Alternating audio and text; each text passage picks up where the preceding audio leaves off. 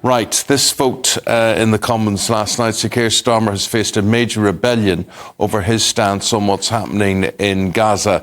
8 Labour shadow ministers quitting their roles to vote for an immediate ceasefire. Jess Phillips, Afzal Khan, Yasmin Qureshi were amongst the shadow ministers who left their roles to back the motion from the SNP. Well, in total, 56 Labour MPs defied Starmer as pro-Palestine demonstrators gathered outside Westminster chanting for a ceasefire. So, where do we go from here? Is this a disaster for Sir Keir, or is this the moment that makes him? Political commentator Andy Williams with this one. Andy, I just sort of look at this and I think this is a problem he doesn't have to face. But he's drawn a line in the sand with this. Yeah, I think he has. I mean, the first thing he says, I think there's something bigger than party politics at play here, and that's obviously the awful situation that's going on in Gaza. But in terms of Starmer's position, I actually think this was a great night for Keir Starmer last night. Why? Because I think he demonstrated to all the people who say he's weak, he's indecisive, that actually that's not the case, that he has a real... What about he's stupid? That he's stupid? Yeah. I mean, you know, you look at this situation, do you actually think the British public will rebel or vote Conservative simply if a ceasefire is called for or seen to call for by the leader of the opposition? No. So why is he picking the fight? Well, I think he's trying to find a way through a very complicated, nuanced issue, and I think he's taken a grown-up position. So I'm not always in agreement with Keir Starmer, but I would say in general he is a sensible, grown-up politician who thinks through complicated issues and doesn't take knee-jerk positions. And what this has done is, and John Rentoul, the journalist, tweeted this last night. He said, there are now no members of the Socialist Campaign Group, that's the hard left, on the Labour front bench. The self-purge is complete. All of the people who had populated senior positions in the Labour Party under Jeremy Corbyn have now, by their own... Does that include Jess Phillips on this?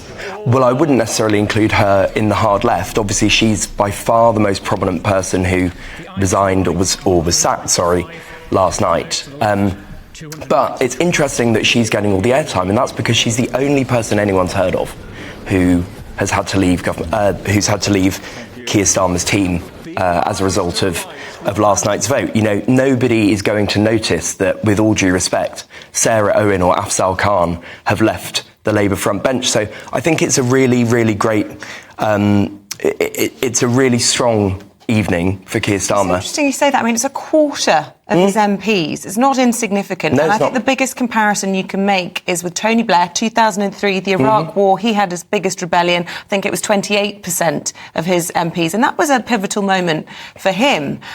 So there are big questions about what this means about the authority of Sir Keir Starmer as he's a year away from potentially getting the keys to Downing Street.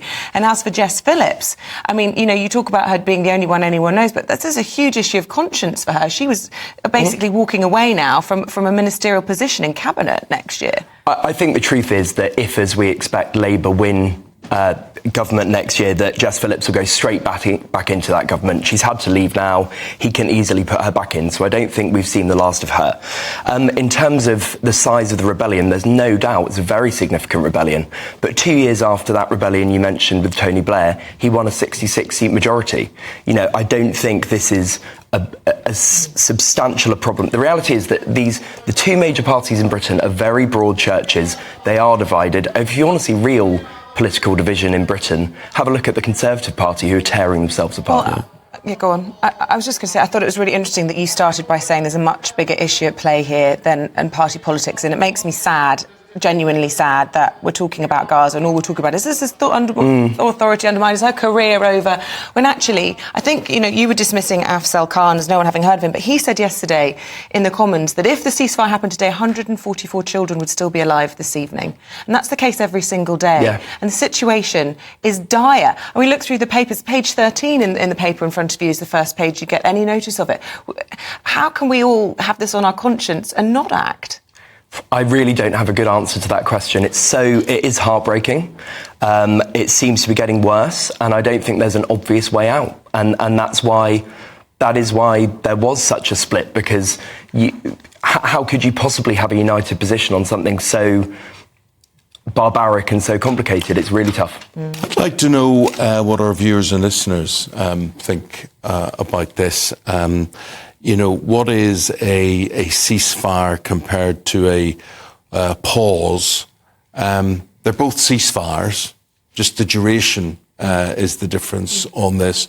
And does this make Keir Starmer look more prime ministerial or not by sticking to his guns on this one? And will it be the end of it, or do you think there'll be more sackings and/or resignations? When all you see is pictures in the papers, just people dying, children. Innocent people dying, and you could argue, Hamas are hiding under the skirts of these people. Yes, but the death toll is just absolutely incredible. GBviews at gbnews.com.